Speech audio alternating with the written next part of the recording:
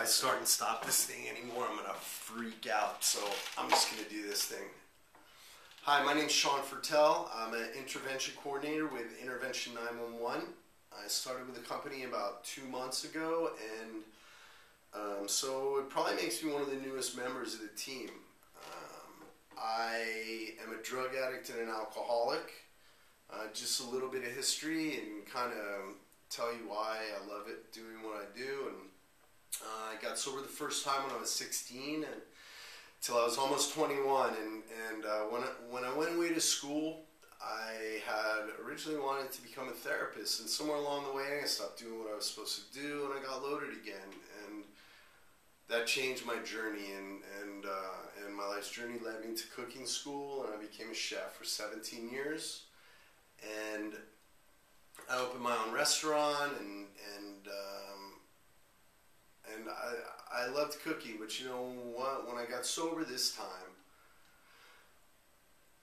and I really took an honest look at my life, I just really realized how miserable I had been for so many years doing what I was doing, and really just decided to follow a dream that I had to become a therapist. And when I started out back to school at San Diego City College in the Alcohol and Other Drug Studies track,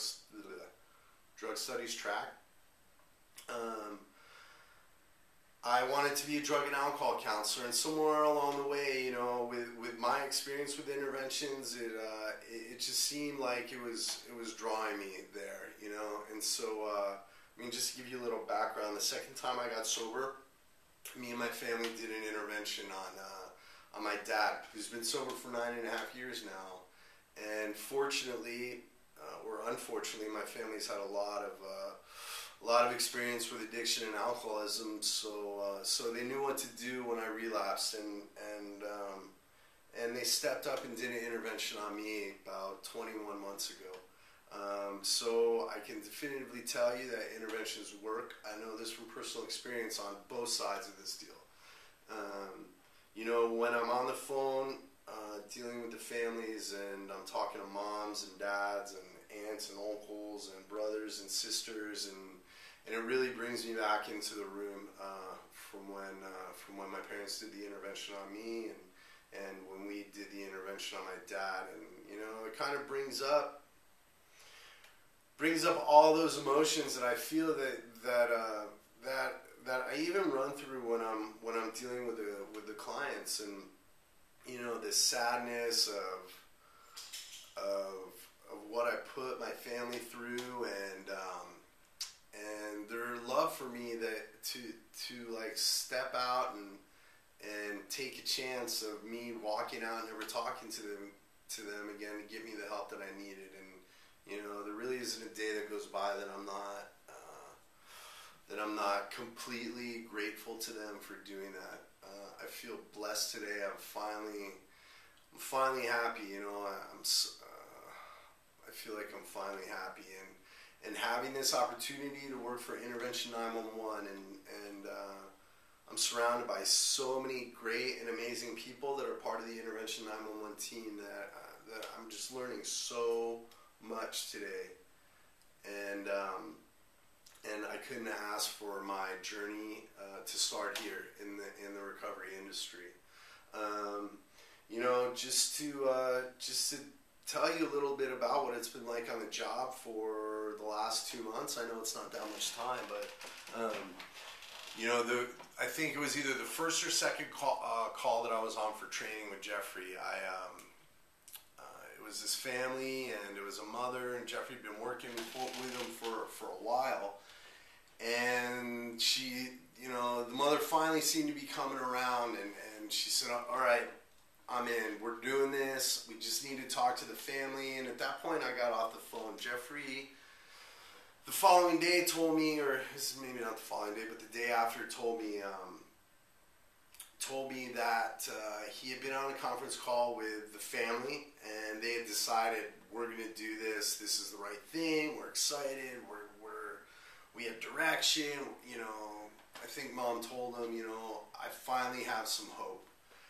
And so they told Jeffrey they were going to do the contract, send in the paperwork. They were going out to celebrate tonight, and so they went out to dinner.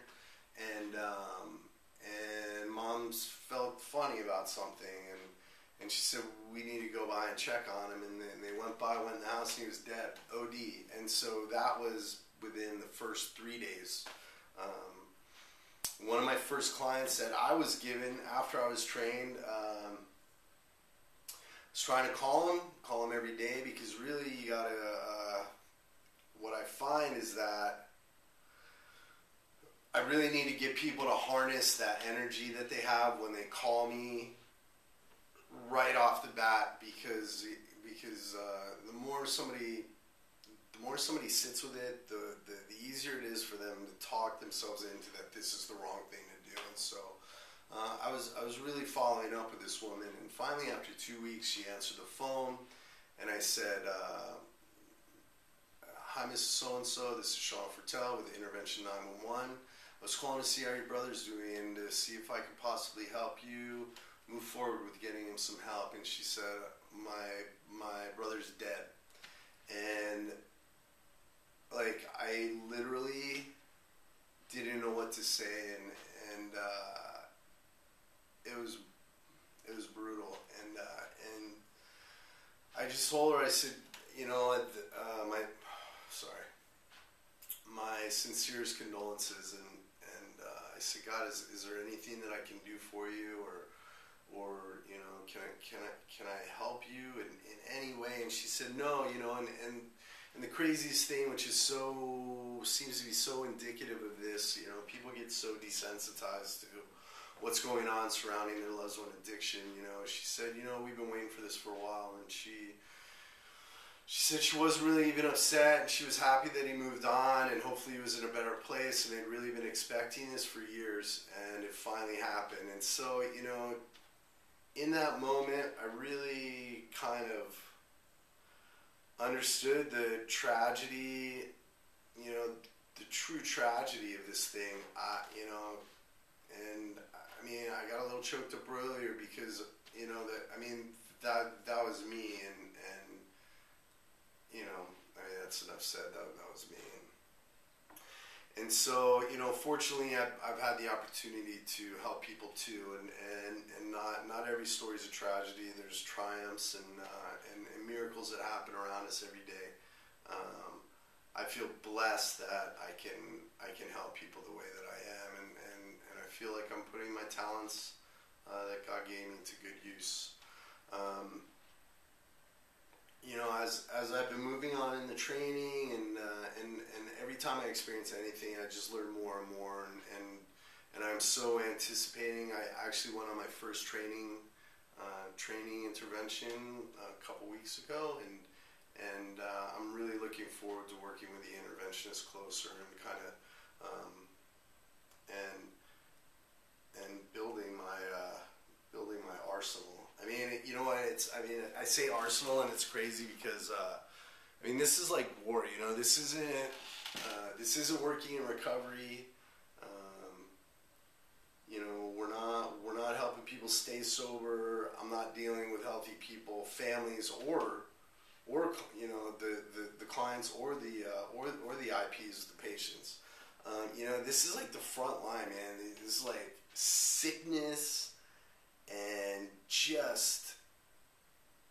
it's just brutal, you know.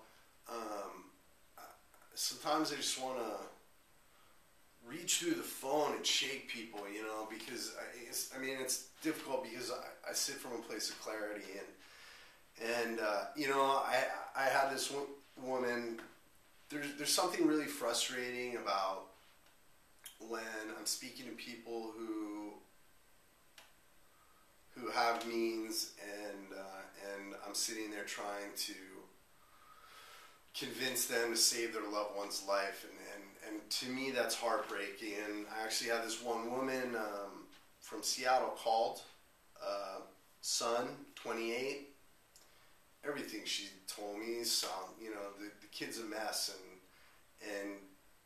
and so their answer was to buy him a condo and set him up. And you know, I went around and around with this woman for weeks, and